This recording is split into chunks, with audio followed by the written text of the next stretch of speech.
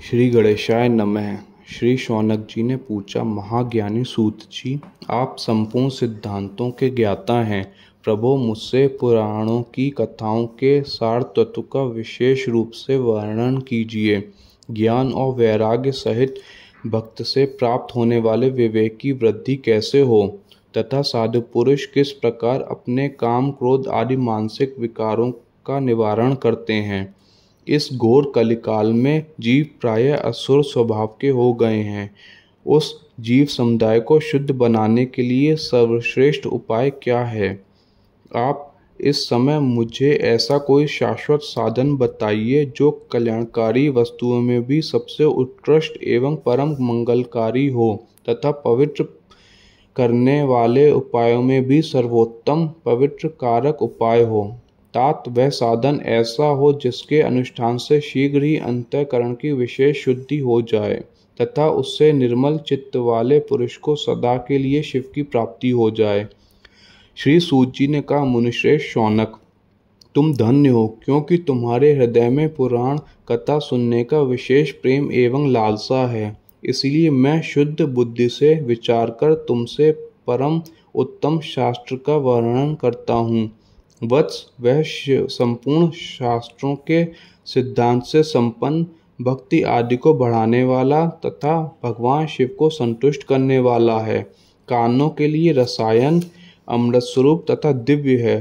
तुम उसे श्रवण करो। मुनि, वह परम उत्तम शास्त्र है शिव पुराण, जिसका पूर्व काल में भगवान शिव ने ही प्रवचन किया था। यह कालरूपी सर्प से प्राप्त होने वाले महान त्रास का विनाश करने वाला उत्तम साधन है। गुरुदेव व्यास ने सनत कुमार मुनि का उपदेश पाकर बड़े आदर से संक्षेप में ही इस पुराण का प्रतिपादन किया था।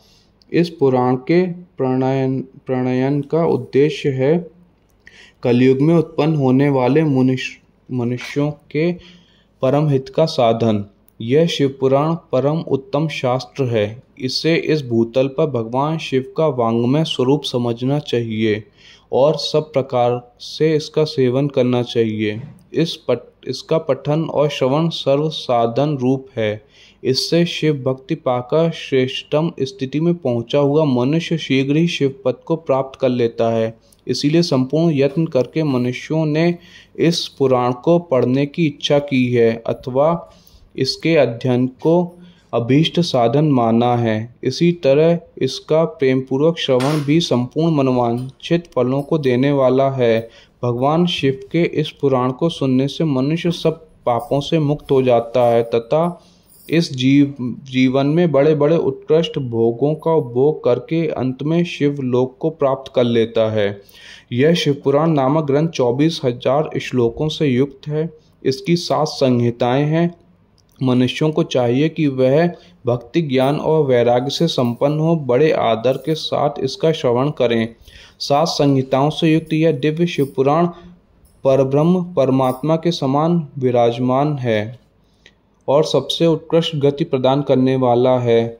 जो निरंतर अनुसंधान पूर्वक इस शिव पुराण को बाँचता है अथवा नित्य प्रेम पूर्वक इसका पाठ मात्र करता है, वह पुण्यात्मा है, इसमें संशय नहीं है। जो उत्तम बुद्धि वाला पुरुष अंत काल में भक्ति पूर्वक इस पुराण को सुनता है, उस पर अत्यंत प्रसन्न हुए भगवान महेश्वर उसे अपना धाम प्रदान करते हैं।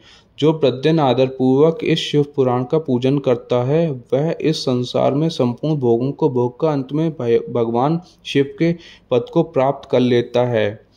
जो प्रतिदिन आलस रहित हो रेशमी वस्त्र आदि के वेष्टन से इस शिव पुराण का सत्कार करता है, वह सदा सुखी होता है। यह शिव पुराण निर्मल तथा भगवान शिव का स्वरूप है।